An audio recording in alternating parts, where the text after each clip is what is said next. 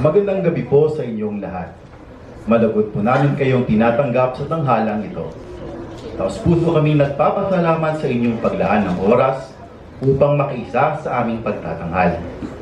Ang dulang inyong matutunghayan ay Adarna, ang awit ng kalikasan. Sa adaptasyon at direksyon ni Ginoong J.R. Macanas, ang mga magsisiganap ngayong gabi ay sina Sofia Dawas bilang elementong tubig, taong bayan at diwata ng tubig. Gael Kayat bilang elementong kahoy, taong bayan at baboy ramo. Sky Kabati bilang bata sa batis at litaw. Kian Manghi bilang mangangahoy, tatay at lampong. Riordan Kawaing bilang mumbaki, ermitanyo at tagapagsalaysay. Mithi Barozo bilang Adarna, elementong tubig, diwata ng tubig at nanay ni Wigan. Zane Lim bilang bata sa parke at Wigan.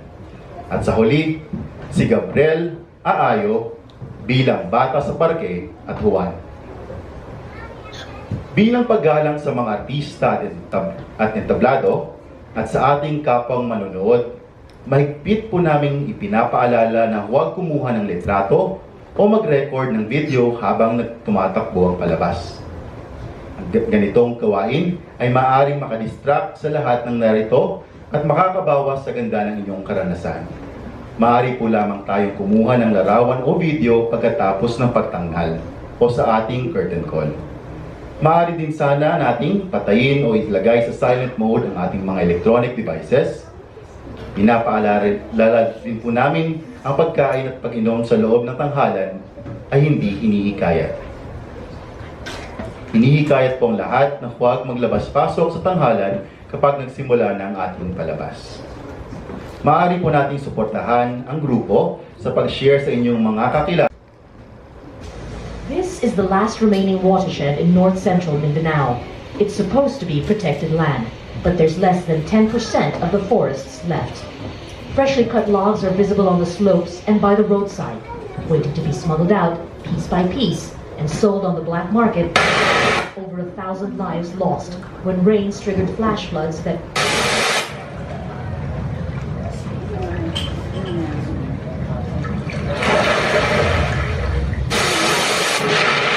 Weary fire crews put out hotspots, gaining the upper hand on the Canyon Fire, which exploded to more than 5,000 acres in less than 24 hours.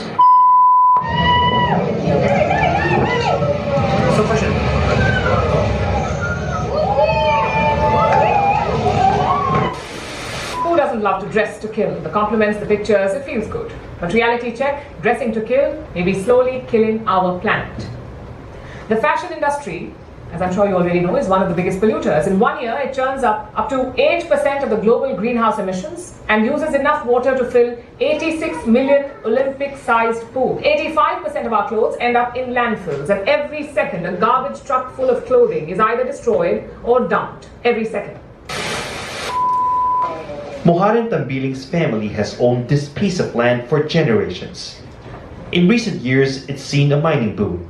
Moharan blames the nickel stockpile next to their property for contaminating the soil. Mapula na po, sir. The soil has turned red on top and even underneath. And when it flooded on January 14th, the rice crops wilted. wearing surgical masks has become a norm in China, even for babies. Around 2 billion children worldwide live in areas where outdoor air pollution exceeds international limits. Some 300 million, or almost 1 in 7 children, are breathing extremely toxic air. This map, derived from satellite imagery, shows pollution levels around the world. Children in the developing world, with high emission levels from factories, power stations and road traffic, are most exposed to outdoor pollution.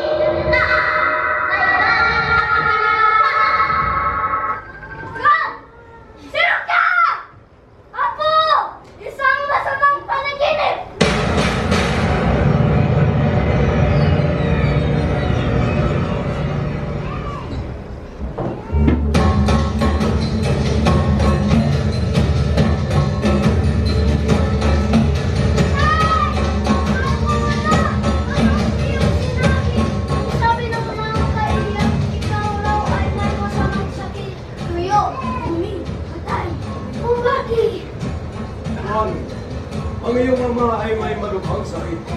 Ginawa ko na lahat ng aking makakaya. Ngunit ang karamdamang ito ay hindi lamang sa katawan. May dalang misteryo. Ito'y kakabit sa kalagayan ng ating bayan.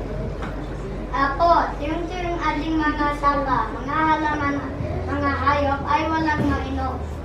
Ang hangin ay madumi, basura'y napakarami. Dating matabang lupa, naging matigas. Mga butil ng halaman, ayaw nang tumubo. Inayan!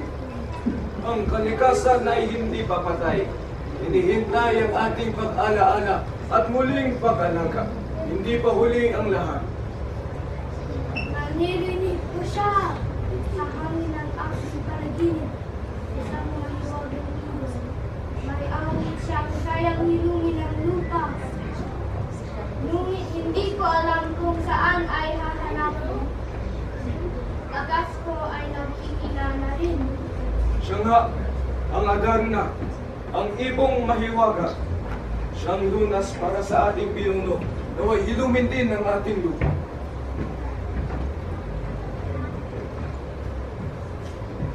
Sa dulo ng kabundukan ng Cordillera, bundok Tabor iyong makikita.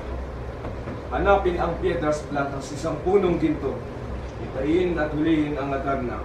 Doon ito dumadapo. Hahanapin mo ang Adarna. Dalhin mo ang sandan. Hindi ko po alam kung kaya ko. Pero upang ikaw ay umaling, gagawin ko. Kung may daan, hahanapin ko. Kung may awit, pakikinggan ko. Ang landas ay hindi tiyak. Ito ay may pagbabanta. Ang paglalakbay na ito ay hindi kaya ng isa. Kung may panalig, ako ay handang umalalay. Mula sa angkan namin, ako ay iyong voluntaryong alay. Bitbitin mo ang lakas ng ating lahat. Tapang ng puso at pananampalataya.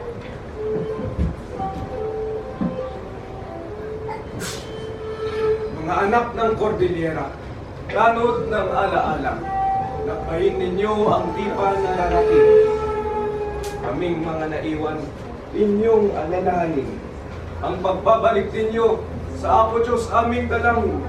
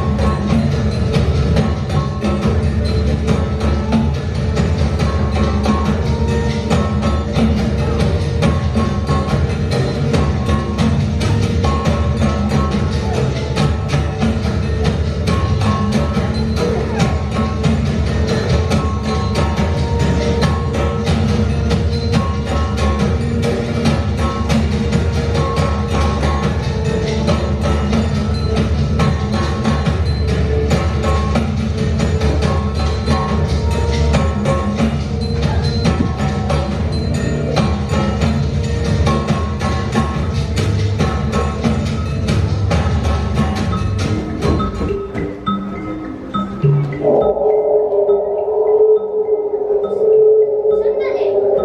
Anong tayo na parito na kanina?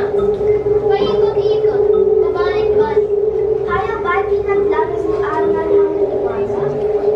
Umihil, patawad po sa aming sadyang pagpasok sa kagubatan. Maaari po ba kaming dumaan? Ha! Ako ay lampong! Lampong, lampong, lampong! Lampong, lampong! Minsan baboy na mo! Minsan usa, minsan unggoy. Madalas hindi sa mga tao ay nagpapakita. Isang tagapagbantay ng gubat. Sino kayo? Ano ang inyong sadya? Ang aking bayan ko ay may sumpa. Masama ang dinadanas. Naparito kami upang maghanap ng bulas. Kayo ang napapabalita. Sa kalikasan, kayo ang sumira! Sige man! Sa inyong paglalakbay, aking papahirapan. Mga bugtong mga tanong very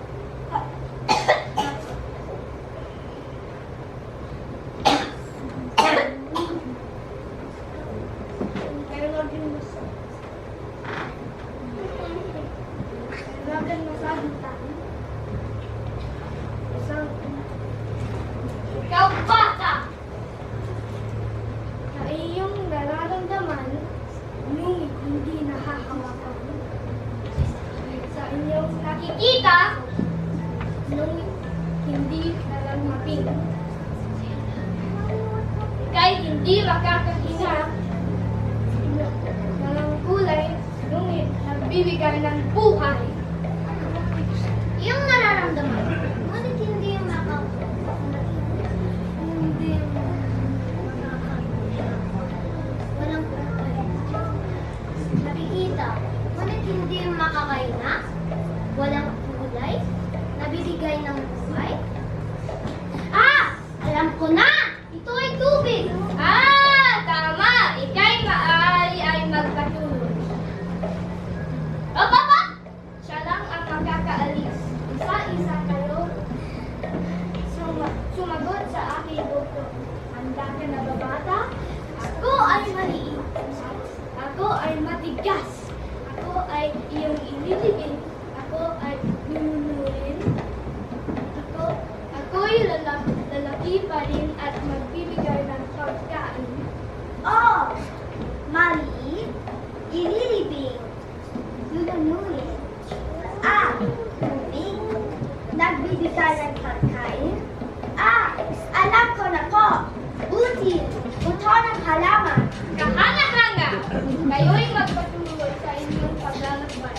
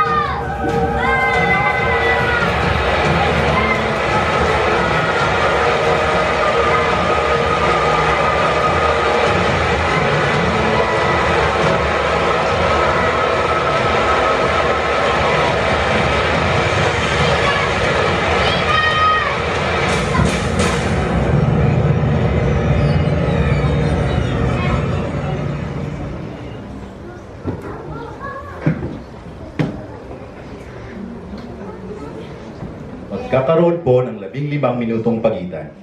Magkakaroon po ng 15 minutong pagitan.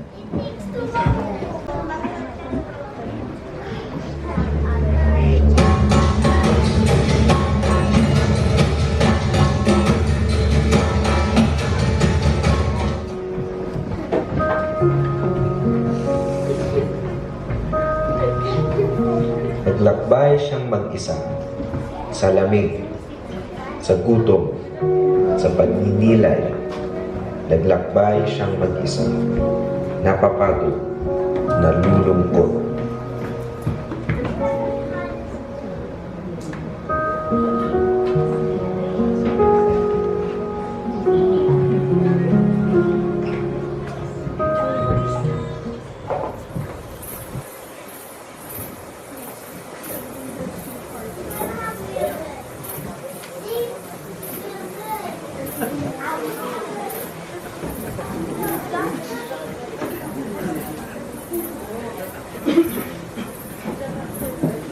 Kung maaari mo ba ako bigyan sa isang pirasong tinapay? Araw na ako pinakatawa. Ito na lang po ang natitira ko, Apo. Totoo na kung Buwan, Apo, mas kailangan po ninyo yan. ano yung naririnig ko? Gutom ka? Hindi po. Utot ka lang po. Loko, wala namang amoy. Tama na. Juan, anak ng Cordelia, may puso kang marunong tumanggap ng kawalan. Ako ay hindi lamang isang ordinaryong matanda. Pagmasdan,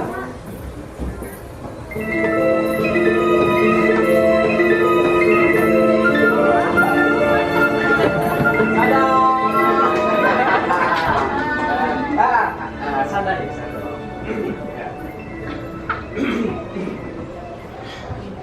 Bilang katimpala sa maawain mong puso, isang kahilingan ng igagawas ko sa iyo.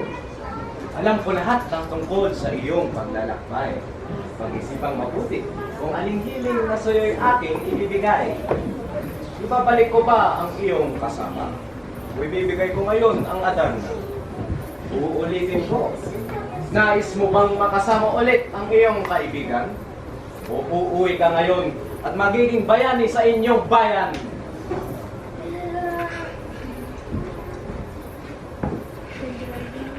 Ibalik po ninyo sana ang aking kasama. Isang tunay na kaibigan. Pues, ang iyong kahilingan ay matutupad. Kaibigan! Kaibigan! Magpatuloy kayo na may bagong lakas ang pagkakaibigan. Agyaman kami, Apo. Sandali. Bago ko makalimutan, tayo ay makinig. Kung mahiwagang ibon ay dadapo sa punong ginto, aawit ng misteryosong musika. Labanan ang inyong antok upang kayo ay hindi makipagod. At habang buhay, nagmumukmok. Ano po ang aming gagawin? Lumapit kayo.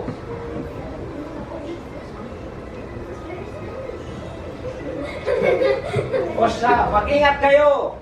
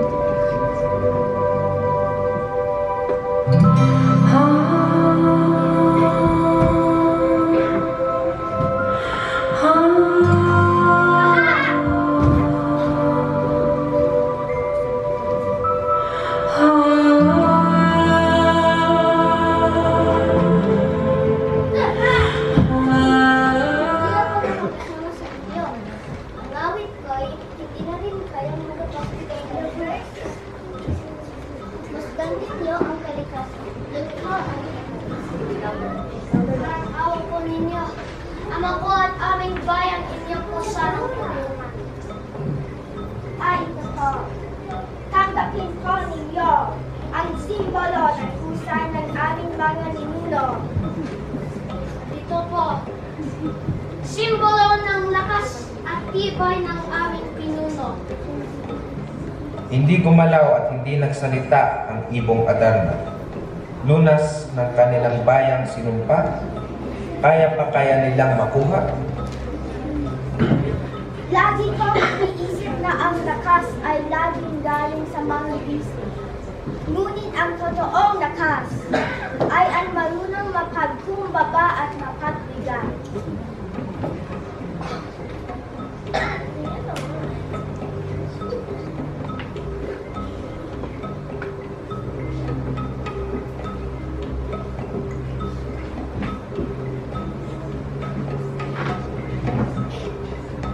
Putulan natin ang luma upang may bagong maipula.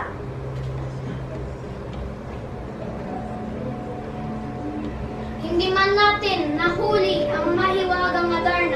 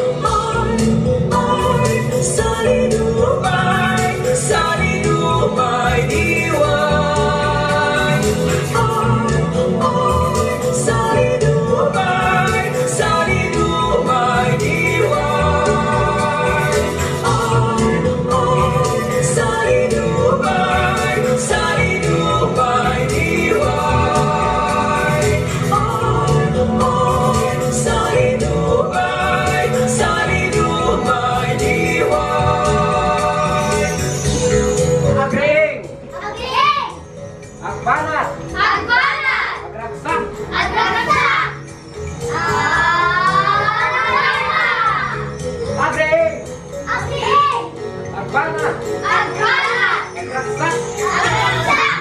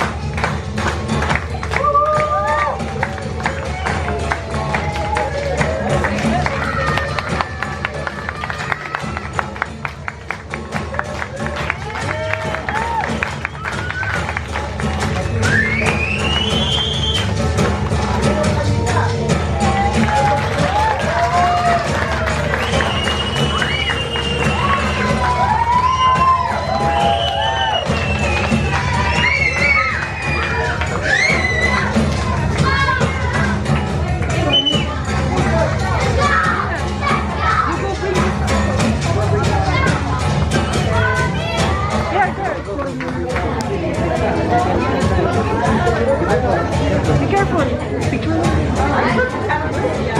Picture.